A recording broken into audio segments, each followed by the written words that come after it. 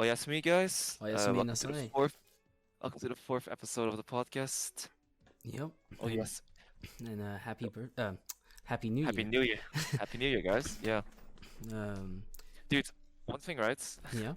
Last time you sent me the file of the audio, I realized you said like Oyasumi, you shortened it like the old KK, right? Yeah. I didn't realize the Oyasumi KefKef. Oh, I yeah. was just, dude, I didn't even realize that. It's actually kind of cool if you ask me. But The reason why I did the shortening of it was simply because of the fact that when I edit the audio and stuff, there's always something that comes after it. Like, this is my audio, this is your audio, this is the edited version and stuff. But it was always too long to like see it all at once, so I just shortened it. Oh fuck. Okay, hold on. Yeah, mama. Nee, helemaal niet. Love you. Sorry about that. I will keep that in. That's funny, actually. uh, um, So I don't know if you said it in Dutch or English, but he basically just said it, he loves his mom. So yeah. Anyway, where were we? podcast audio file name. Right. Yeah. So and then I just kind of I placed the acronym so I could more easily see what was after I mean, that part. You know. it totally makes sense. I just didn't never realize it's just OKK. Mm, It reminds me of this Cartoon Network show I've never watched. It was like OKK or something. Some show, a Netflix original. So I don't know. No, a Cartoon Network. Oh, I don't know it either. So either way. But yeah, no. But yeah. It's also Oda's birthday today, apparently.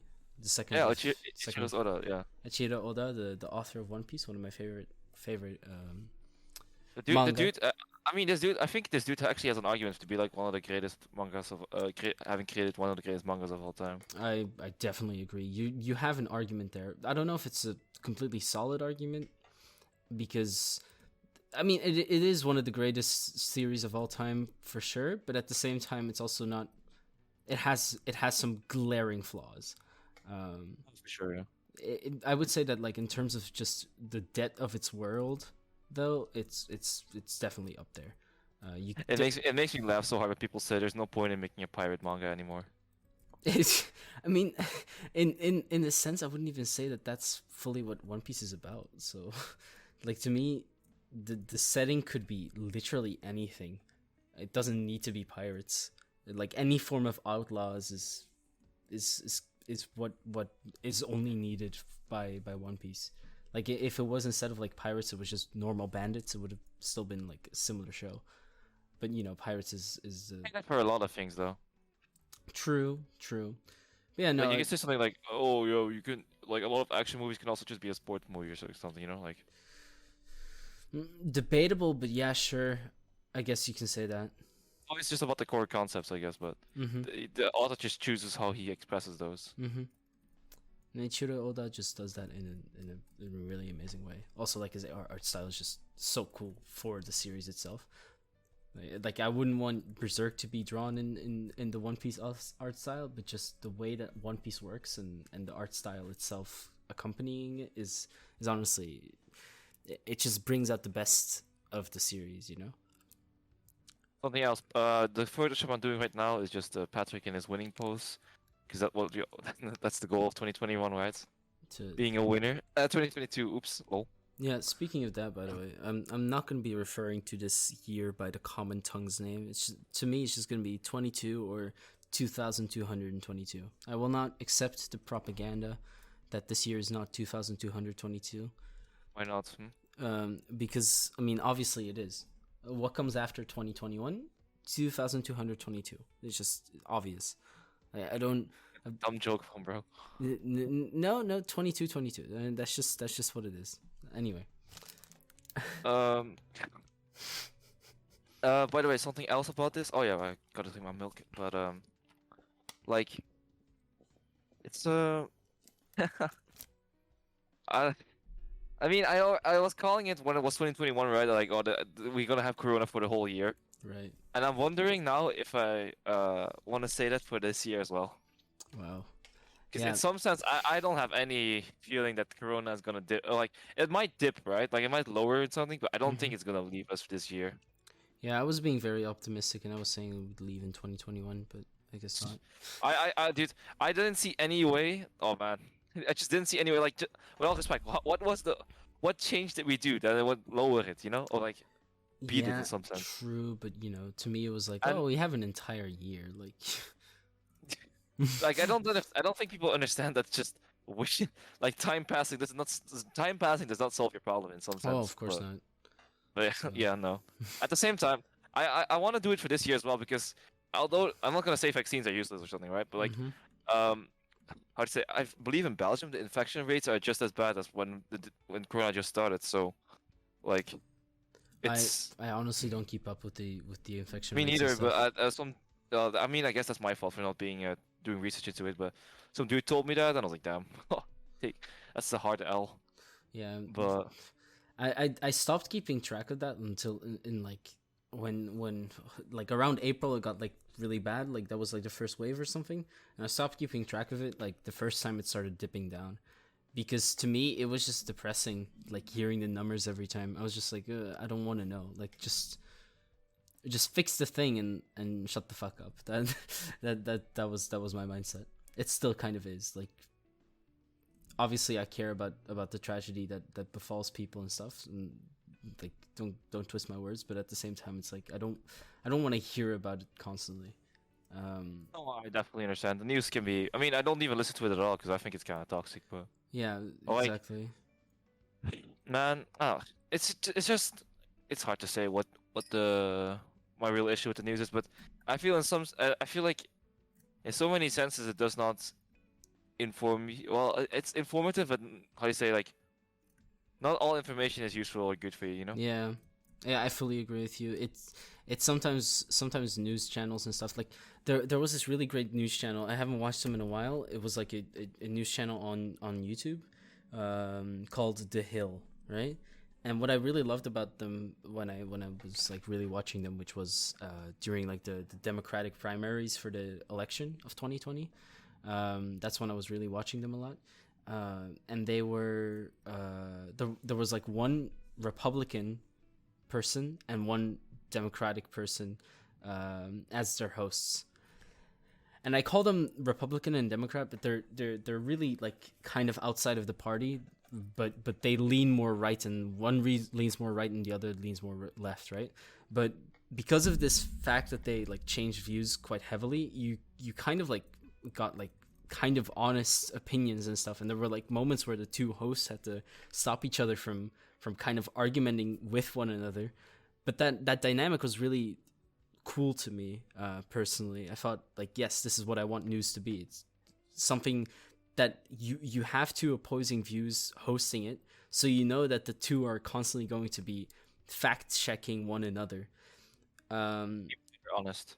Yeah, exactly. But the last time I watched them, there was like this other host that came in, and it was only her, I think, in the video I watched at least, and she was like a diehard Trump supporter, anti-vaxxer, flat earther type of person.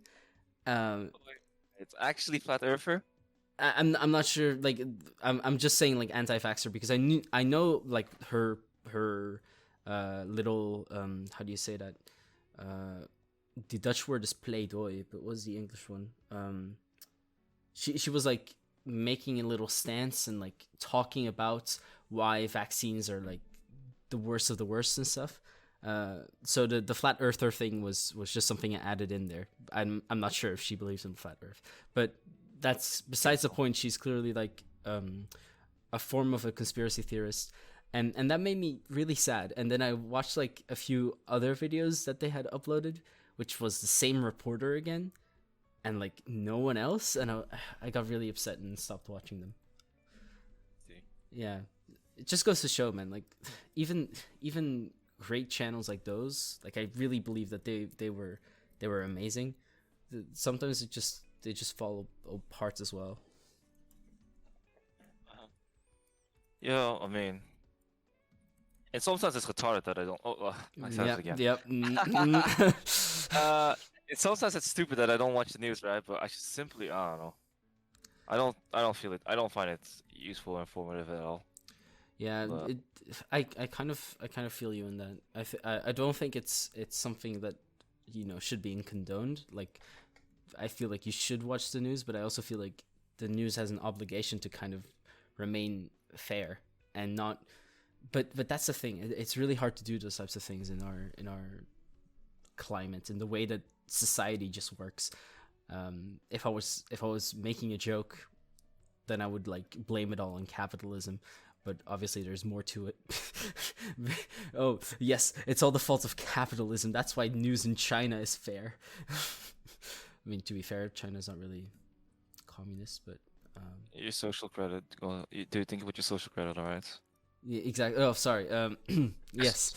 Actually, like this is the last geopolitical event I think we should bring up for today. But did you see the thing about Xi Jinping? Like, there's an election coming up in China, and if Xi Jinping wins this one, he's gonna be president for his life. Apparently, that's what I know about it. And there's also like some speculation that the party doesn't want him as the leader of China anymore. I'm not sure. I'm not too deeply invested into that, so I don't know too much. But I just know that there have been some articles going about that don't even include the name of Xi Jinping in it, which is like kind of not done, I would say. Yeah. Yeah, I didn't know about that at all. Yeah. Okay. So Well, I wouldn't say I'm looking forward to, but I kind of am. I'm kind of looking forward to seeing how that develops and what ends up happening. I doubt it's gonna be much good, but like still, it's always interesting when these things come around, in my opinion. I mean, you can just I don't know. I can't take much from China seriously. Or like, how I can't take the legitimacy seriously, I guess. Right. I get what you mean. Yeah. So, Yeah. but yeah, no. Enough about. No, throw it out there. Do you think 2022 will end with still having like not still being Corona being still a big issue, which is Big still? issue? Do you think? Yeah, a big issue. Like because if I say still around, for sure it will be around. Yeah, you know? yeah. But For still around, I would say yes, but big issue. Again, I want to say no, but that's what I said about 2021. really want to be a doomer. Sorry? But do you really want to be a doomer? No, exactly. I don't. So I'm just gonna say no. Just I don't. Listen. Like, I don't think so. If it does, then well, fuck. But I don't think so. I'll put it that way. And how come you feel kind of confident about that? Or I feel semi-confident about that simply because I want to feel semi-confident about it. Like it's not based in logic. It's based in just wanting to feel that way. So then I kind of force myself to. Not wanting to feel that way, wanting to think that way. That's a better way to say. sure. Yeah. I don't actually know too much about the Omicron variation, but Apparently, like, I'm not sure because everyone says something fucking different about this shit, which is also part of the reason why I stopped watching news surrounding COVID. But apparently it's like less effective, so to speak. Like, it doesn't put you in hospital beds as quickly, but it is more infectious, way more infectious. Apparently, that's what I think. I'm not 100% sure if that's actually the case. okay. Well, yeah, no, okay. Wait a second, huh?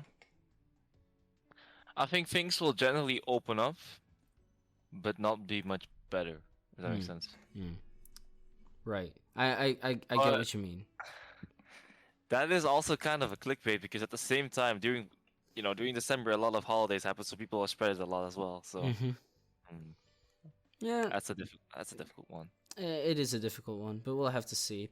I definitely do think we're gonna get like a similar summer to 2021, where it's like it's pretty much all right, You know what I mean? We can always hope, I guess. Fair enough, yeah. Let's keep it at that, man. Stay hopeful. Exactly.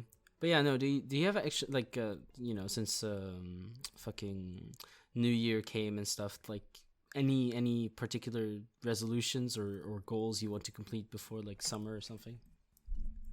Well, yeah. I had four resolutions I mainly wanted to talk about or think about, right? Mm-hmm. So goal number one was just finishing school, right? I was gonna finish. I just want to be done with studying, honestly. It sounds bad, right? But because I study programming, if people didn't know, and of course, so my whole life will just be studying and refining, right? Mm-hmm. But the big problem or like the big issue is that I just don't like necessarily how hardcore school can be sometimes, you know? Or, like Yeah, I get lear what you mean. learning school or learning actual things is that's two different things, you know? Mm-hmm. And Completely. so I just want to get it over with so I can actually start working. Of course, this is kind of like a cliche, and I don't necessarily want to bait myself, you know, like, oh, can't wait to be an adult, you know, Mm-hmm. Yeah. that type of stuff. But yeah, no, definitely want to just finish it, you know, just oh gosh, you know, Yeah. like I just finish that stuff, man. Mm-hmm. That's number one goal, right? My second goal is just what do you say? Wait, I don't remember it off. Wait, let me check my phone again. Uh, it, it had to do something like I wrote it down in a cool specific way. That's why I just want to say it in a Right. cool specific way. Mm-hmm. Yeah, I'll just say the third one. The third one for sure was so I wanted to read. Ah, yeah, now I remember. I wanted to read these books. The books were like Daigo Umehara's book, The Will to Keep Winning. Mm-hmm. Um, so Honestly sounds like a book written by Ninja. I'll go more in depth about that book because I actually read it halfway and then quit and now I want to finish it. You know, Right. but I'm gonna start again from the start. It has something to do like the art of learn. Oh, oops. What is it? I'm just gonna open it on my computer real quick. Mm-hmm. Wait, my books. Take your time. The Art of Learning by Josh Waitzkin, which is basically a dude who was a really good like was like top 100 or something, like a really good chess player, right? And then Okay. quit to become a top, I don't know, 100 uh boxer or Thai boxer or something. Damn. And he talks about like learning things, you know, like the Mm-hmm. mindset of learning, so, and so that really interests me. And then lastly, I would love to read. Oh gosh, how do you say? Either like the Crime and Punishment, that Russian book, right? Oh yeah, I know that one.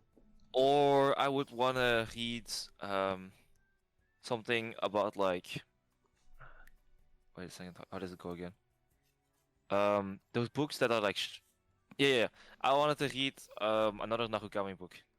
Right, yeah. The guy who wrote First Person Singular, right? Or Yeah. yeah, okay. Man, So I really want to read some of his other books as well. Like for example, 19Q4, I think it was the title. Was like a book that one of my fellow philosophy students has read, and she said it was a really good one. So I really want to read that one in particular. But yeah, just in general as well. it's you know, that dude is an interesting fella. Apparently he's also pretty controversial, which I didn't know, but I didn't know that. I thought he was either. just genuinely liked or loved, but he actually is a very He seems pretty generally loved, at least in a Western audience. But is he controversial in a Western audience or in a Japanese audience? really don't. Well, I just heard that in general, like people love his works, right? But it's like Oh, like J.K. Rowling, it's like basically. yeah. That's maybe Okay, a good okay. example. I Like see. loved but controversial. Like people are still it draws a lot of Yeah. special emotions out of people, you know, as well. So That's like that brings up the interesting question. Like, should you separate the art from the artist and stuff? Which well, that's a question. that's so tough. That's a question I struggle with a lot. Like, I don't know because on the one hand, I want to say yes, but on the other hand, Lolita exists as a book. You know? Uh, Lolita. sorry. I don't know what that is, Lolita. Oh, it's well, I don't know if I can say the word. It's a book written by a Russian guy talking about an adult person who has a love affair with a minor. That's probably the best see. way. Yeah, and the guy Okay. himself is also, that. So Ah, I see. yeah, in that case, I don't think you can really separate the art from the artist. And also, there are like some I forgot the name of the work exactly, but it's like the common like derogatory way of talking about it is called like the Nazi Bible, which is about a guy who wants to bring back the country to his race. And inside of the book, it's basically like it's packaged as a story, and it is a story, but at the same time it tells you like all these different things that you may or may not want to know if you're gonna commit a terrorist attack. Like I can't. Yeah. That's hard to say, because I remember, there are I know that in Breaking Bad, for example, the actors actually like showed parts, not fully, right, on how to actually when they were cooking meth at some point, they actually showed some footage real, some footage fake, of course, right, of just actually meth, kind of. Yeah, like. But and in those cases, I want to say like, yeah, separate the art from the artist, of course, but then at the same time, it's not like Lolita stops existing. No. And that's my problem. That's what I struggle with a lot with the art and the artists. But yeah, that's something I have to reflect more about that, But in general, would you say 2021 was a good year for you, despite the Corona stuff? In general, I would say it was very productive. Yeah, I wouldn't. I'm not mad about it as a year.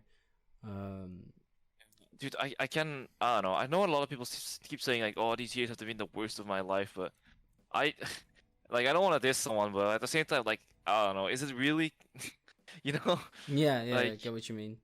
I definitely understand like a lot of shitty things you want happen. to do, yeah, and I understand like people's family members have passed away and that type of stuff, but I think that is yeah, what is really the shittiest part about this year. Yeah. But the amount sometimes of death that really has occurred. Yeah, but I'll never forget this guy that used to be my high school class. He was literally just like, "Man, I can't go get drunk, and that's why I hate this year." I was like, "What the fire truck is your opinion, bro?" Like, it honestly kind of feels like almost just I want to say derogatory, but that's not the right word. But you know what I mean? Like, people are legitimately dying because of this pandemic crisis, and then you have other people who just go, "Oh man, I can't go party. This fucking sucks. This is the worst ever." Like, what? yeah, that really stings. I mean, that argument can also get kind of get out of hand. Like, "Oh man, I ate too much. I have a stomach ache," and then a dude is like, "Yeah, but children in Africa." Okay, like... yeah. Like there was also like this thing with like Kim Kardashian, like her ring got lost or something. It was given to her by Kanye West, and she held a lot of emotional value to it. And then she was like recording herself, like kind of crying about it. And then I think it was Chloe who just said to her like, "It's just a ring, Kim. Get over yourself." Which, like, no, it's not just a ring. It holds a lot of sentimental value. Like that's very important. Of course, you're gonna. And she also said like, "Get over yourself. There are people dying out there," or something. And a ring, sure, it is just a ring, but it also holds a lot of sentimental value, which is why Kim was probably crying about it. And in those cases, I can completely understand it. The thing that would probably separate it, in my opinion, is when something is causing you an inconvenience that isn't really going to impact you longer down the line. So if you say like, "Oh man, I couldn't party this evening. This really sucks. This makes this day like this makes the year super bad." But really, next month when you can party, you're not even gonna remember that one night where you couldn't party. Then that really didn't matter all too much. But if you lose a ring of your beloved, which makes you feel very that's gonna make you feel for quite a while,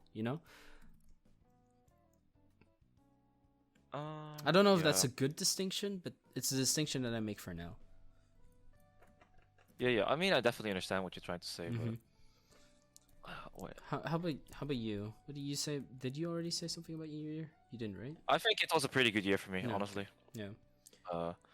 The thing is, well, actually, like, this is the whole thing. Like, you can if you look long enough, you can make it bad. Or if you look good enough, you can, depending on how you look at it, it can be good or bad, Yeah, I get what you mean entirely.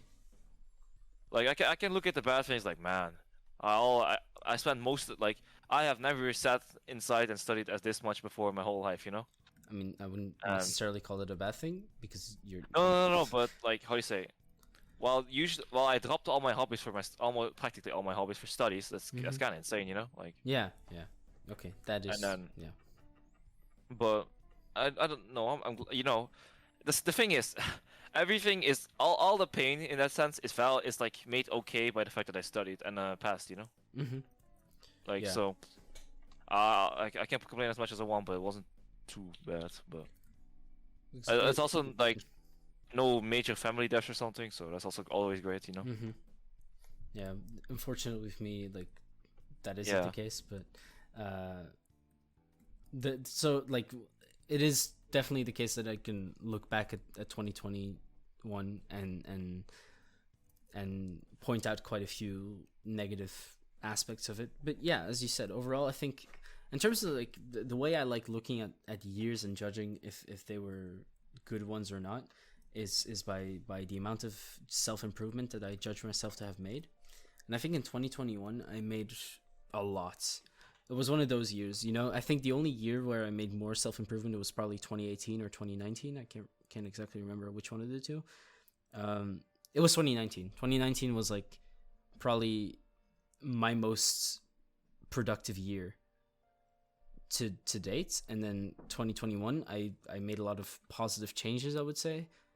So yeah, overall I'm glad with the person I've been able to become in this year. That's the way I try to judge it.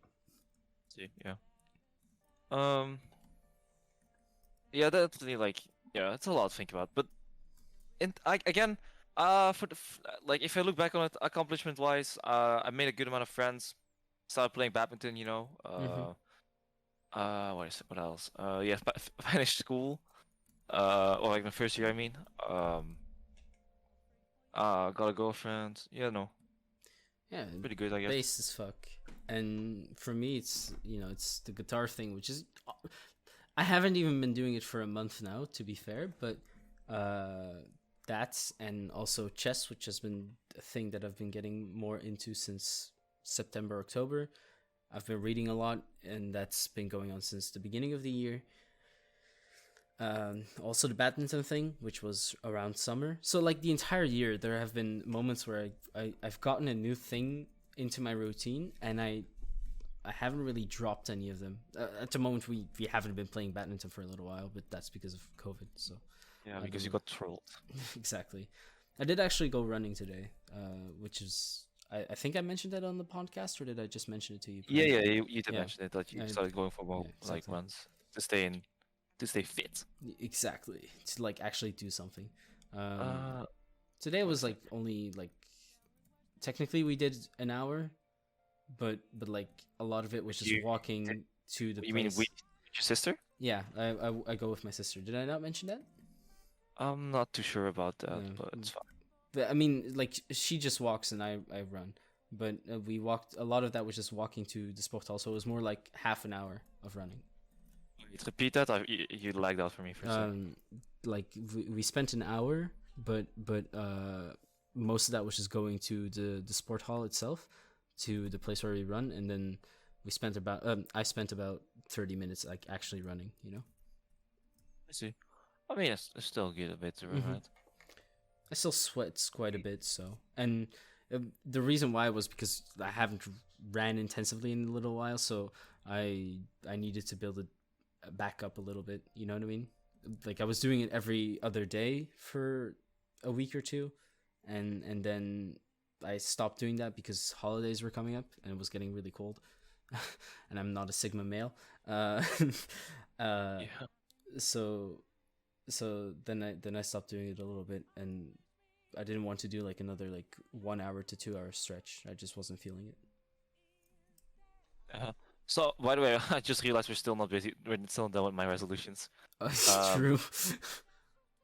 So last class. Wait. So books. Wait a second. School. Also, of course, the general health stuff. But I'm just gonna keep working on this stuff, right? Hmm. I also gonna focus more about flexibility because badminton as well, right? But Mm-hmm. I realized, wow, flexibility is like, people make jokes about like, oh man, doing yoga or something. But I was trying some out. I was like, the thing where you like you sit on your butt cheeks and you spread your legs, right? And then you bend forward with your hands in front of you, right? Holy crap, I cannot go far when I do that, man. That's insane. Yeah, same here. I can't at That all. it was like I was like, man, I can't do this all too far, and I was like, wow, that's I don't know. I don't know too much about the importance of having a flexible body, but I just sat there and I was like, dang, this is really tough. Mm-hmm. And I just stretched before the podcast as well. It was a good stretch. It's fun to do, but chat it just it puts it in perspective. Like, dang, like oh. And I also have to ask myself then, like, like, because I go to the gym with my buds and work out, do like those home workout stuff. But I just thought about like, damn. I mean, don't forget the others. Flexibility is also pretty important, I guess. Yeah, But man. I have no real idea about like all the health benefits of being flexible, But I think it's especially just handy in general. Like, I think, well, I mean, as well, it's good for your posture. I think, you get like Mhm. less neck pains. I hope. Uh, yeah. I but mean, if you just look at like Luffy, he's probably the most stretchy man I know. So he can do quite a few things. Ah, ha ha you ha know, ha ha ha ha. um, I'm but so like, sorry. Anyway. I just, it's pretty important, and I hope I Hmm. don't, you know, I'll try to focus more on that as well now. Also, so my other thing was, I really wanted to like. This is kind of I'm not too sure about it yet because it's very speculative because I haven't dived into it yet, right? Hmm. But Carl Jung's becoming an individual by developing your shadow slash persona, right? Is something I want to try, or I'm gonna go Nietzsche's route and try and do more research about the Ubermensch. Um, I know that you recommended me some of Nietzsche's works, but I'm actually what's Beyond Good and Evil part of that? Because I think that's one Uh, is pretty interesting. Beyond Good and Evil is personally the favorite like thing that I've read. I've only read passages of it, but it's personally my favorite. But it doesn't really talk about any like mentality that you need to adopt. It talks more, from what I've read again, it talks more about literally going beyond good and evil, which is the standard um, sort of morality compass that we as individuals have. And then Friedrich Nietzsche kind of talks about the fact that morality and the concept of good and evil is technically a slave morality. And to not like get too diluted into it, it's because it was so Judaism, and which is intrinsically linked to the way we look at Western values. So being peaceful, not wanting to be arrogant, staying modest, staying poor, and stuff like that. Those values are there because the Jews were oppressed by the Romans back then. And so, as a form of, he calls it ressentiment, so resentment, as a form of resentment towards the Romans, the Jews kind of took everything that they did, so being prideful, going out to war, being lustful, all those things, and made them into sins. So they're the bad guys, and everything we are forced to do is suddenly good. And that's what Beyond Good and Evil kind of goes into. And he talks about, I can't remember if it was immoralism or amoralism. I think it was immoralism, and his own like moral compass and how to work on morality. That's okay. That's a Yeah. interesting thing to do. But if you want more But something like that talks more about the Übermenschen stuff, I think Das Spoke Zarathustra goes more into that. But I'll have to look at the books themselves. Like, because it sounds weird, right? But I mean, in some sense, like I have my sense of identity, but I don't feel like I want to take active steps to actually like solidify it and hmm have your own compass, I guess. Like right. I haven't had Vinland Saga, right? But I do really do like that in characters like Vagabond. I'm reading Berserk again right now. Oh, actually, I'm gonna read it again. I'm actually gonna read it fully now. hmm I remember I partially read it, but I realized like, damn, my brains. I'm just so traumatized by the first eclipse that I actually don't remember much else from Berserk. It's insane. It is a amazing series though. Like, Dude, I remember I saw the Behelit again, and I was like, oh. And I was like, oh yeah, I remember that thing. And I was like, wait a second, what? Oh no! And then yeah, But you I completely forgot that the Behelit was the cause of the eclipse? yeah. Wow. No, no, Yeah. well, like no, when I searched it's in chapter 3. Remember when Guts goes to like Oh, right. So it's Black Swordsman Behelit. yeah, Yeah. yeah, Okay. and then he like sees it, and I was like, wait a second, that seems familiar. And then Yeah. Guts gets real mad. I was like, oh no, I remember now this horrible thing. Right. Oh god, that oh man, I don't really hate to be healed or something. I mean, it's actually just a tool, but Mm-hmm. oh god, I really want a Behelit necklace. Like I want it so badly. would you like a Berserk tattoo or something? Sorry? Would you like a tattoo from Berserk or something? God. So about tattoos, like I really, there are a few tattoos that I'd consider getting, and one of them is indeed like the curse mark. But Guts has? yeah, the one that Guts has. But probably what I'm more likely to get if I ever get one is the JoJo star. But that like takes up the exact same place at the neck, so I have to choose one of the two, which is really annoying.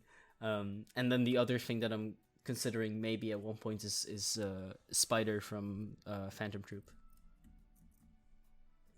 Yeah, I mean, I do think that Guts like wound is fucking beautiful though. It Like, is really cool, and just like thematically speaking, it is indeed like as you said, it's a beautiful piece of imagery that's just like the way it reminds like it's so beautiful how it's there as a sort of reminder of what happened, a constant nagging pain of the trauma that he is under. yeah, And, yeah. I mean that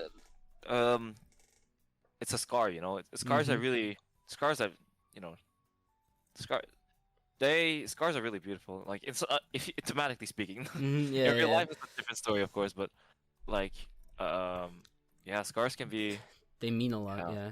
It's like Yeah, I just finished watching Lord of the Rings, and just like bringing it up kind of made me yeah. tear up already. If you might not hear it in my voice, but at the end of the movie, of the third movie, I'm gonna keep it like spoiler free. Just like one of the characters loses like a finger, which is like, first of all, that's a scar, but also in like literally the first scene, you see Sauron, which is like the big bad evil, when he has the ring on his hand, his finger with the ring on like gets cut off.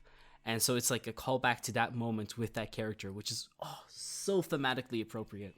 But yeah, if you like the third movie, by the way, was fucking amazing. It was so good. Man, just fucking watch that shit, bro. The ending of it was also like one of the coolest things about Lord of the Rings was the dynamic between two characters, Legolas and Gimli. Legolas is the elf, and Gimli is a dwarf. And the thing about why, okay, so first of all, the two characters that I liked the least were Strider or Aragorn. He's like a guy with black hair, and Frodo. He's the protagonist. And the reason why is because their character arcs were kind of predictable. Like you kind of like you see them and you're like, yeah, I see where you're going in terms of your arc, right? But with everyone else, I did not expect where it was going at all. But it went in the best way possible, especially Legolas and Gimli, who, you know that meme of like, I never thought I would be dying fighting side by side with an elf. How about dying side by side with a friend? Sorry. Oh, well, okay, well, it was a meme for a little while, and I didn't make the link that was Legolas and Gimli, but like when that scene happened in the third movie, it reminded me of like the first few scenes that we had with them, which was them literally kind of hating each other, and then like seeing that moment just honestly made me tear up a little. Same with my sister, like she loved Gimli and Legolas in their relationship. It's honestly amazing. Anyway. Yeah, so that's my third resolution, I think, and then my fourth. And then, wait, my fourth and last. Wait a second. Oh, wait a second. Ah, yeah, of course. So start this year with my girlfriend. Want to finish it, as well, of course. Stay together, Mm-hmm. Nothing too mind blowing or something, I guess, but. Yeah, for sure. Definitely want to try to do that. Yeah. I really wish that you guys stay together for as long as possible. So long as that remains healthy. I'll put it that way. No, I understand. I understand what Yeah, you're trying to say, Will. But Mhm. like, yeah, that's I don't know. That's basically it. By the way, Daigo Umehara's book, The Will to Keep Winning, right, is it might be my favorite book. Not so sure. Of course, I didn't finish it, right? But I remember when being younger, Mhm. and I used to be like kind of crazy for the Percy Jackson books. You know, Yeah. that's the only book series I actually can say I actually finished. So think Wow. about that one, I guess. Uh, Wow. yeah. The thing is, I can't even call myself a real reader, I guess, in that sense, Mhm. because I didn't even like. I'm gonna try. I can never really call myself a reader because I usually just binge read. So I read like a lot of pages and then I just take a break for like a week or something. So Right. I did like 70 pages and then I just quit for a week or something. Have you And actually read The Stranger yet? no, I I see. didn't. But fire truck. Yeah, no, precision like. But so Daigo Umehara's The Will to Keep Winning is about arguably the greatest Street Fighter player of all time, right? Mhm. And he's by the way 40 years old now. Damn. And he's been playing since he's like 16. So put that in Wow. perspective. And he's still almost always top 10. And I believe at the end of 2021 he won a big tournament as well. Um, That's insane. yeah, but like so he was always like a really good Street Fighter player. And he also at some point in 2008 or something, no 2007, he was no 2006, and he took like a 2 or 3 year break from mahjong, right? Mhm. And ironically was becoming one of the great like a top 100 mahjong player. Just to quit again to go back to the new Street Fighter game, which was Street Fighter 4, which Wow. was like which brought the genre back alive. If you didn't know, like Sigma Rule 37. Never settle. so in Street Fighter, like that's the big thing, because like Street Fighter Third Strike, which was like the last big Street Fighter, was like 2001, and that's until like 2008 or no 2009 was then Street Fighter 4 came out, right? Mhm. That's like so there was like a 7 year gap. That's why he eventually got bored for some bit, right? And then Yeah. he Okay, also that makes sense. almost always just only played Ryu, by the way. So, yeah. Don't know who that is, People, but yeah. oh, that's the main guy of The Street Had- Fighter. I wanted to say Hadouken, but I'm not even sure if that's in the. He throws Hadoukens. He throws Yeah. Okay. Hadoukens. Okay. So, Cool. and yeah, it's about his like he talked about like the improvement and in his opinion the most important thing, the will to keep winning. Then, Mhm. it was a really good book. I didn't finish it, right, but like when I had it halfway, I was like, wow, this is gorgeous, because it was talking about like when he was younger, people made fun. Like at first, it's really just his childhood, right? Like he's a Mhm. Japanese person and he lived in like a small city type of stuff. Yeah. And I Okay. remember his parents were making like please don't do this video game thing as career stuff, because he wasn't necessarily exceptional at anything, but he was pretty good like runner and decently in school. But he disappointed his parents in some sense by being more hardcore in the games, right? Mhm. And I remember reading. I'm not so sure if it was correct, right? It might be a little bit off, but um, at some point of course he put all his focus into trying to succeed, so his parents wouldn't feel bad about him, right? Mhm. But in a beautiful sense, when he, well, not beautiful, but when he started being succeeding, right, and his family and his peers finally being supportive, right, Mhm. it was actually a negative thing for him, because when he was winning and becoming good, he wasn't focused on improving anymore. He was just focused on winning. He was instead of wanting to be better, he wanted to win, and Right. that really forced. And that was a bad mindset for him, you know. Mhm. And It is a so, different mindset indeed. Like very and different. he was talking about like, nah, this was not good, because yeah, he just wanted to win, and that's a desperate mentality, you know. Mhm. And I thought it was such a beautiful turnaround. Like the moment he started finding success, that was actually in some sense his curse, because the way he started and the way he learned getting good was actually just never a good way. It's just that Mhm. he dedicated himself to it. Right. And Yeah. I was really happy that he just said it like that, you know. Like, I think he was 35 when the book released, and I don't like that's something I don't necessarily like about those other self-improvement books, like Mhm. Mark Manson, like the Don't Give a Fuck or something book, or Gary Vee, or those type of motivational speakers. I don't necessarily enjoy those 30 or 40-year-old people, sometimes even 50. Like, yeah, I just grind to this thing. That's how I became successful or something. He Mhm. just honestly talked about his journey, and I thought it was a really good read. He also talks about so many good things, like you know, his way of improving, and ironically him being a slow learner, and yeah, that type of stuff. Yeah. Wow. It's honestly like it is super cool to see those things. Even though I'm not much of a fan of self help books, Usually they to me they all kind of seem like the same thing, and it just seems like a guy.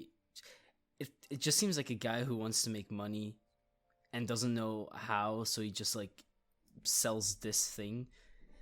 I don't know how to phrase it, but my main like it's I also sometimes feel that the advice given in them is sometimes kind of self-evident, if not reductionist. What do you mean with reductionist? I don't know what that word means. Like to bring up Jordan Peterson, who has like 12 rules for life and stuff. Like, oh yeah, I read that book as well. Some of the things he says is like, you know, like clean your room and like having order around you makes it so that you're better at like structuring yourself and stuff like that. Which like, yeah, okay, true, but that's not gonna fix it. If that's not gonna fix things if you're like broke and you have clinical depression or whatever. It feels like these things are simplified to a certain type of audience, and for them it might work, and if it does work for them, then that's fucking great. But it feels like self-help books almost have like this aura of needing to be objective and universal, universally applicable, but they're not, and that's often kind of where I get a little annoyed. Yes, although the clean your room advice honestly is pretty great if you ask me. Oh, it is, but at the same time, it doesn't always help. That's just what I'm trying to say. No, like, no, I understand. Yeah. And it doesn't fully help either. So that's the thing that bugs me, you know? No, I definitely understand that. Yeah. Mm. But yeah. Oh my gosh. Yeah, man, I'm actually so excited to read that book from The Will to Keep Winning. It's such a because he talks a lot as well about like how do you say? He talks about like yeah, it's just kind of sad because you know he became the first Japanese esports gamer, right? Really? And how that attention, yeah, Oh. he got signed in like 1998, 7, something like that, for like the best Street Fighter player, and so he was being flied out to like America, and he doesn't speak, well, especially well now he does a bit, but back then he didn't speak a word of English, of course, right? Mhm. And yeah, it's just like how do you say? He explained it as like I just come there, play matches, and leave, and then I can't talk with them. I can't, don't have this after like, oh man, good match or something. Right. It could only like yes, no. That feels lonely. Yeah, and it's like it also made him, I think, insecure in some sense. Like, is this what I want to do? Am I achieving? Am I winning in life? I guess Are you type of winning, stuff. son? Sorry. I thought it was gorgeous. And yeah, I was like, I just had to, yeah, it just awakens a lot of emotions. It's a really good book. Yeah. Well, So I'm excited to read that as well. yeah. There are some I books that think I want to read still. Like I wanna finish the Monogatari series, but I don't have the other books yet, and I also don't have the time to really invest in the light novels yet. But I'm probably gonna like start them again when the exams finish, and then I'm just gonna like burst through them in a few days. There are some other books that I've like bought that I still haven't read, and also Sunny, friend of ours, gave me Clara and the Sun, of which I've read like the first 16 pages, and they were pretty good so far. Like it definitely set the tone with some really nice writing.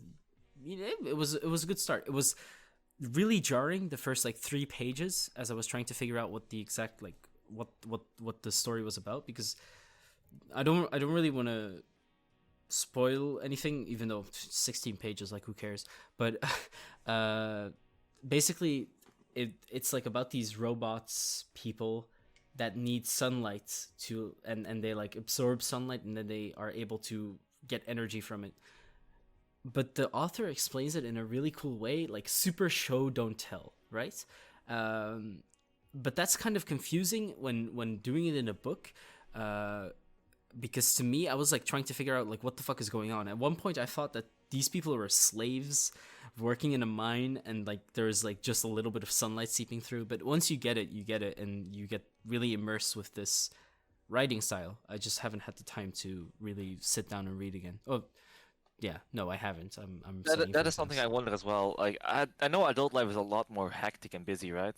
Mm-hmm. But in some sense, you give yourself the freedom, and I wonder if I can handle the freedom responsibly, so I can actually enjoy my hobbies. You know, Right. I don't know like if I don't know if I could, to be honest. I mean, like for example, I'm a piece of shit with like washing my dishes. Like I delay it for example a good amount, right? Hmm. But at the same time, things like oh well, how do you say? With things like oh well, I gotta do my work and then I can enjoy my thing. I do the work and then I enjoy my thing, you know. So, Right. but it's a bit yeah, it can be it can be tricky, you know. Hmm. I don't know, like with adult life and freedom and stuff. To me, sometimes it just feels depressing sometimes.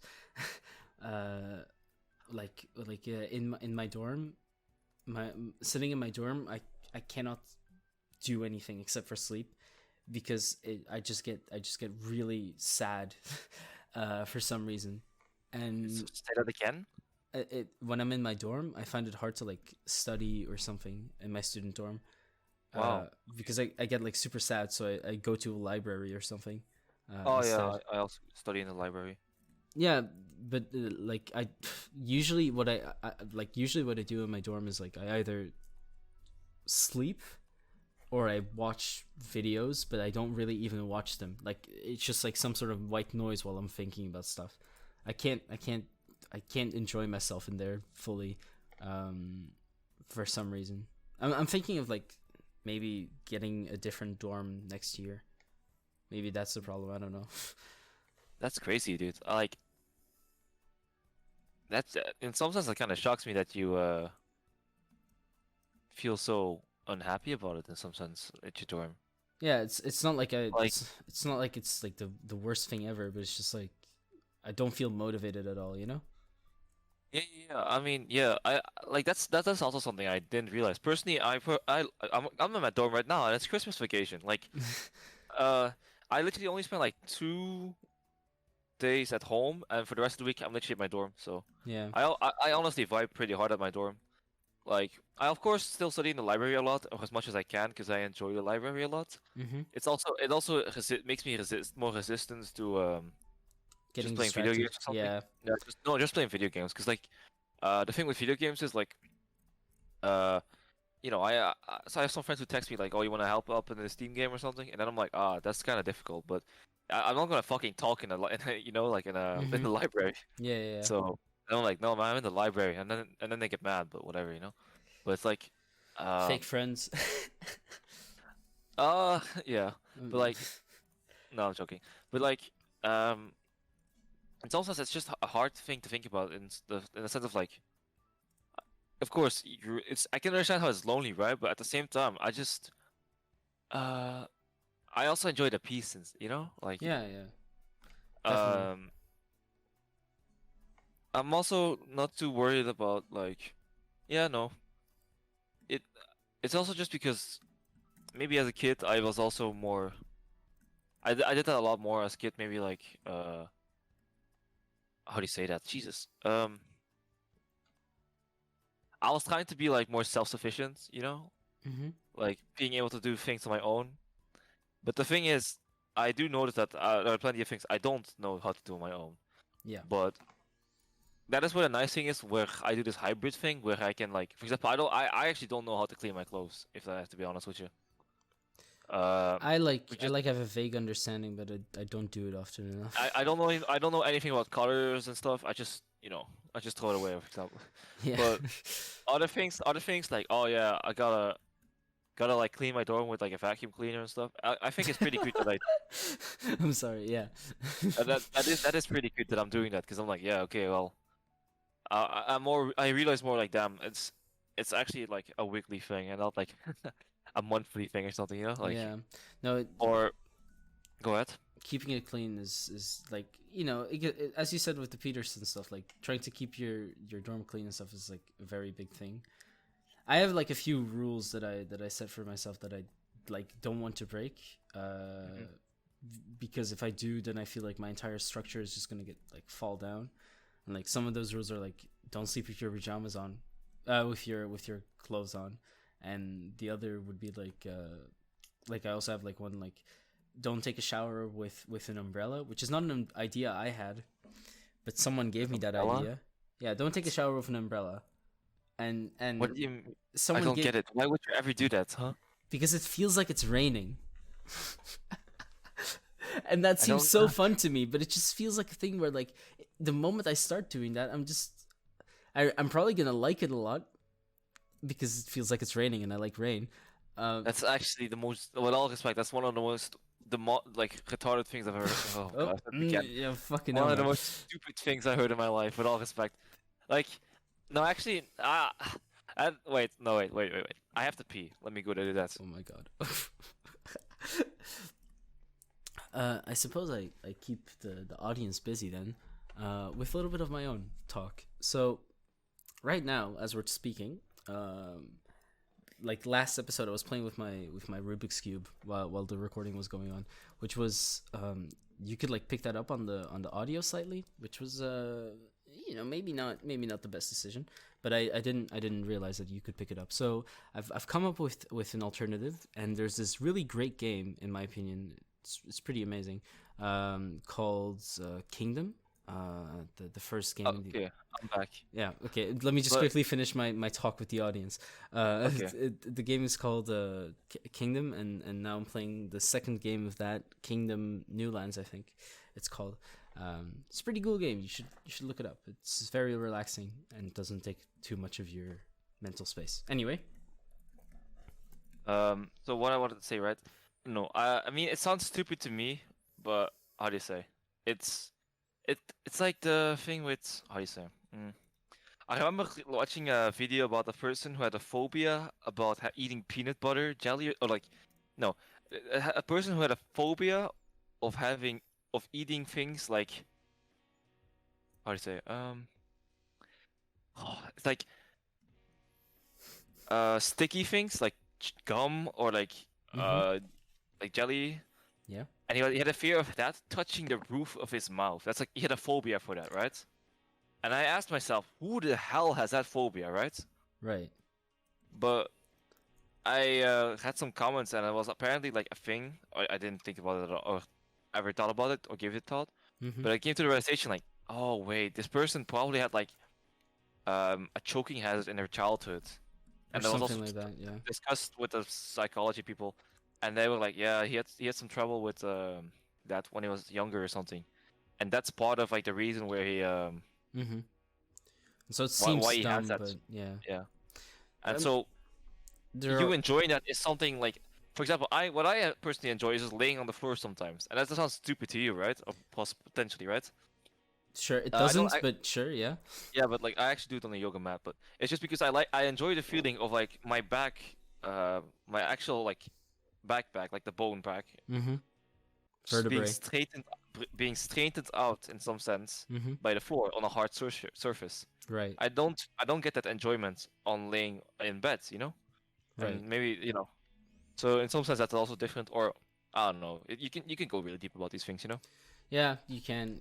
And also like there's always obviously the danger of like being too psychoanalytical with it, which is like Sigmund Freud and stuff, where like yes, your dreams always say something mystical about your being and whatnot.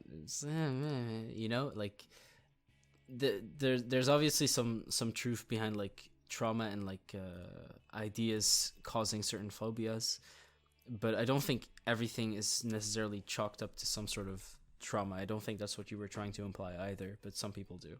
Oh, but sometimes it could be, and, that, and Hmm. that's just part of us not understanding that, and then Exactly. you There's kind also of like it. do you know what I think it's called hostile architecture? Do you know what that is? No. It's like when in cities you have like cities and sometimes underneath the benches there will be like spikes, or the benches will be like really uncomfortable to lay down on. Yeah, because Yeah, I don't like homeless people. yeah, they don't want homeless people there, Oh yeah, and stuff like so that. Stuff like that is like it's called hostile architecture, sometimes referred to as defensive architecture by people who like wanted to, a euphemism.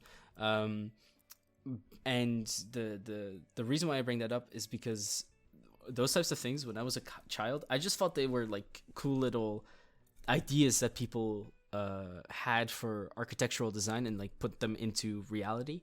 But then when I learned that it was actually, to deter homeless people from like sleeping there, it kind of like, you know, it came as a shock to me. But that goes back to what you said. Like sometimes you don't see the true reason of these things, because you're not going through it yourself. Yeah. So You know, I used to feel pretty okay with that idea, you know, like making it hard to sleep on the bench or something. mhm. But man, it's rough because at the same time it's like, man, like What are they I supposed to understand do? that I understand it's not the people don't want that, right? But at the same time, you're really making people's lives worse in some sense, right? And like, Mhm. dang, you have to live with yourself. Like I just it's hard to justify. I understand the principle of like, okay, I don't want a park filled with homeless people, right? Mhm. Because the benches are that good or something, but making it so it's uncomfortable, like, dang, yeah, no, that's also one of those. Yeah, like Uh, there were like stories. I watched it on a YouTube video recently, and there were like stories of like homeless people who like went to a specific type of bench because it was, you know, it was, they were able to sleep in there properly, which was like some sort of saving grace. And then after a month or so, that got removed and changed with this intentionally, like it was like a stupid design as well. It was like a design of like the bench was like split halfway so that you couldn't, like a normal height person couldn't lay down there, like they just physically couldn't. It wasn't lengthy enough, like, and then it just kept on going on the other side. It looked dumb, and that was the only reason why they did it. And it also had like these bars so that like you could sit on there, but it wasn't even comfortable to sit on for pedestrians or people that just came by. And so yeah, as you said, like I get the mentality of like, no, I want this to be a family place, not a place where homeless people can be. But at the same time, oh man, that it's just sucky, man. A lot of people, definitely. yeah. But anyway, we don't need to dwell on that. I don't think it was interesting thing to bring up though. But yeah, no, it's like it's a rough world. Have we hit the hour mark already, by the way? Let me check. Yes, we have. I Dang, mean, I don't dude. know. I think I recorded a bit before we, like, I was Yeah, no, already. no, but if he already hit the hour mark, we also wanted to talk about poetry, right? Yeah, no, we're not going to do that this episode. That Are we might be are we for. gonna? You don't want to go for the 2 hour mark? No, no, no, no, no, no. I want to go to sleep soon. Not yet, but soon. So. No, no, okay, it's cool. Just to keep it in mind. Yeah, no. Yeah. Uh, well, we'll just cover it really shortly then, okay? Like, so can I just do my poem then, if you Sure, don't mind? sure. I'll keep some like. Wait, no, no. Why did she even want to have this poem? Why did she even want to have a poem section in the podcast? I really wanted to talk about poetry. I like this guy. I really can't remember. Oh yeah, this guy, a friend of mine called Gustas. He was talking about erotic texts and stuff, and how they are actually just like works of art. And I was like, yeah, they really are. And that really reminded me of a specific poem by a specific person that we'll discuss in a different episode. And how they portray eroticism in their poetry, and I found that fucking beautiful. So I wrote down the poem to them, so that they could read it. And just writing that down again made me want to read the entire collection of poetry in this book. And I've been in a very like I've been in a simp mood for this person, which I'm always a simp. I always have been a simp for this person, but now more than ever. Yeah. Anyway. Actually, now that I'm typing out my poem again to read it, I'm like, damn, this is cringe, but yeah, I'll just finish it, I guess. Okay. I wasn't done with it yet, right? I was like, still busy with it, but I don't know. Writing it again, I'm like, dang, dude, this sucks. Hey, you know, every now and I then. already sent it to you. I already sent it to you, right? I haven't read it because I wanted to like save Okay, my yeah. yeah, You want it to be spoiler free. authentic. Yeah. Yeah. So, okay, so man, I'm not good at like reading poems correctly, but I'll do my best, right? All right. So this poem I wrote, I'm not really finished with it or satisfied with it. I'm kind of just happy with the last part actually, but I always try to come back for a poetry week, which is next month in February, right? Mm-hmm. I've been on and off, right? I should plug my Instagram actually for my poems. I'll put them in the description. But it's on Instagram by the way, so I don't know. It's more Right. like pictures, but yeah, I always try to get back into my poems, and I always write them about love, but I always think it's such a bad or hard topic to write about. But in some sense, I always enjoy it because it's just fun to do, I guess. Right? So yeah, I'll just read it now. I remember when I felt less colder. Us sitting next to each other, shoulder to shoulder. Felt the beats of my heart. I wonder about the meaning of love. Hold you. Feel your breathing. Beauty and nothing. Closing eyes. Feel the sigh. I just want you close by. Oh. Alright. That is those last four lines are really nice. Feel your breathing, beauty in nothing, closing eyes, feel the sigh. I just want you close by. That's nice. Yeah. Wow. Yeah, I like that a lot. Do you want? Okay. Alright. Analyze it right now. Because sometimes you actually analyze the poems correctly, like what I had in mind. So. Okay. I just want you. Yeah. Just tie it now. All right. So. Go on camera. Jesus. I remember when I felt less colder, us sitting next to each other, shoulder to shoulder. I think that's relatively self-explanatory. Two people sitting next to each other, and they. I suppose it is a memory, so it is something that isn't happening right now. Maybe something that is like you're reminiscing of it. Could be talking about a breakup. Could be talking about just the fact that the two aren't together at the moment. Felt the beats of my heart. I wonder about the meaning of love. Hold you. Feel your breathing. Beauty in nothing. Closing eyes. Feel the sigh. I just want you close by. Beauty in nothing is like a really odd line, but it's lovely. I love it. But at the same time, it might be beauty in nothing, as in this moment may seem arbitrary. This moment may seem like it isn't that important, but it's still beautiful to me. It still means a lot to me.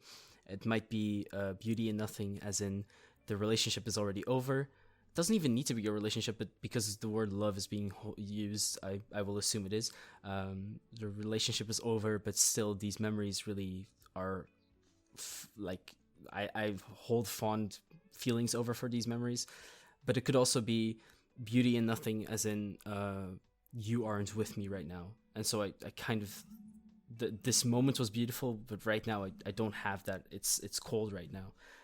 Closing eyes, feel the sigh, as in okay, because in my mind while I was reading, I saw the other person, the significant other, closing their eyes and sighing. But now that I think about it, it might be you looking back to the memory, closing your eye and sighing, because it's not the case right now. I just want you close by. Yeah. Jesus. It's a mix of both, because that's the fun in it, right? Closing eye, feel the sigh. By the way, so I put feel your breathing in there, right? Because it's kind of stupid, right? But I remember when I was doing karate, noticing your opponent's breathing pattern is actually in some sense pretty important. I don't know what fighting sport did you do? Aikido. Aikido, yeah. Did you pay attention to that while you were fighting someone? I did not, actually. Well, they always told me to do that because, well, first of all, if a person is breathing through their mouth, that's always a bad thing, right? And also it was just like you can gauge their tempo in that, or the intensity, right. and that was always like it was one of those things that could tell something, It's the same when I was I had this other friend that was doing boxing, and so the boxing was before the karate, so sometimes I would show up early and just talk to him. And he always told me when I'm boxing, I actually look right below the chin, so like around, like maybe let me say it differently, the shoulders and like between the shoulders and the neck, like the traps, Oh yeah. Okay. And he was like, he could see it there because when you punch or like go in for a punch, it turns and the muscle goes in there, Yeah. And that was his key way of telling. But by feel your breathing, because I did it for karate, right? I actually kind of pay attention to it to other people sometimes. And of course, when people are mad and something, you're like, breathing in some sense is like. I also remember that when I was in a competition for running when I was a bit younger, and they told me like the only thing you can give your body is breathing in some sense, And, it's like Kimetsu no Yaiba. Sorry. I don't know. I didn't watch that anime. It's a joke. It's a dumb joke. Okay. And so he was. I remember my quote unquote coach. I don't know what the right word is. He was like, the only thing you can give your body right now is like breathing, right? And I was like, okay, well, so yeah, I think that's really interesting, and so I wanted to put in there, right? At the same time, this was just kind of like I kind of wanted to have like this. I've been listening to this song LSD from A$AP Rocky. I don't know if you know it. I don't know that. It's At just, least not by title. he's just literally rapping about taking LSD and loving his girl. And in his opinion, LSD just stands for like love, sex, and drugs. But Nice. it's a real like vibe song, right? And it gives you like this Zen feeling. So like Mhm. breathing, meditating, you know. Right. And then beauty and nothing, because in some sense meditating is essentially doing nothing, you know. Yeah. And then Okay. Fair. Yeah. It's being so in the then I moment. Yeah. yeah, and then beauty and nothing, because a breath or memory is nothing at the same time, you know. Mhm. So yeah, closing eye, feel the sigh. That's both things. Yeah, like you can feel. It's also related to the breathing again, and Yeah. because nothing, you don't see anything. Nothing, you know. Right. Yeah. That's nice. I really like the And concept of this one, and also and the then just execution yeah, was pretty good, especially as I said in those four like last. I wouldn't yeah. verses or lines. I don't know, I dude. guess I don't know. It doesn't matter. I'm not Lines. Yeah. like yeah. I'm not too much in the poetry industry or whatever you want to call it. Yeah. Like the terms and stuff of it. I like And them. then I like them a lot, but I'll save that for I don't know next episode or a different episode when we actually talk more about poetry. mhm. And the last line, of course, I just want you close by. I thought it was a cute line, so Mhm. just want to put it Yeah. there. It, Again, it's not finished, right? But that was what I was going for. honestly, like lines, cheesy lines and stuff like "I want you close bys," "I want you close by" are really difficult to get right a lot of the time. But I think you did it well. Uh, the reason why they're usually difficult to get right, in my opinion, is because they feel like you see them coming way too quickly, and that's really annoying. But because the word you're rhyming with is sigh and then close by, I don't I, I don't know. That wouldn't be the first word I would think of, close by and sigh, you know. But yeah, Yeah, that was it, I guess. guess the first word I Uh, would think of, the first word I would think of after sigh would be die. So, but yeah, anyway. you edge lord. Okay. Yeah, right. But any plans this evening, or Um. Yeah, you haven't been seeing it, but I've just so for school I have to make this like it's called the dynamic machine. You can find it on YouTube actually. mm-hmm. It's like this trend, or it was a trend for in Blender, the animation again, right? Mm-hmm. Of you put a ball in a box at the top right, and then it falls down to the hole at the bottom, but it goes through like an obstacle course basically. Right, right. And the cool thing is that everyone, like a lot of animators, did a special animation for the ball, but it was always on the same timing. So you could put all the boxes underneath each other and just make one looping video Oh, over each that's other, pretty you know? cool. Yeah, I get what you mean. Yeah. And I was just making it. I was making the box. I finished it, and I was doing some slight animations. That's all. I see. Gonna try to finish it. How about you? I'm probably gonna read a few pages of Clara and the Sun. I wasn't feeling like it, but suddenly I do now, so I'm going to do that, and then I probably feel go like to these sleep. podcasts boost your mood, bro. They do. I wasn't feeling too motivated before starting. But right now I'm feeling in a in a chill mood. So Glad to hear that. yeah. Hope this is the same for the audience. Oyasumi, guys. Oyasumi. It's the same for me actually. Like usually because Sunday I move to my dorm, right? Mm-hmm. Sometimes I'm just tired from getting back from the bus and then like having to unpack all my clothing and stuff. And then Yeah. I feel tired. I'm like, oh man. But yeah, the podcast always brings up some energy. Busy with some Exactly. small work. It's always nice. It's nice, and it's also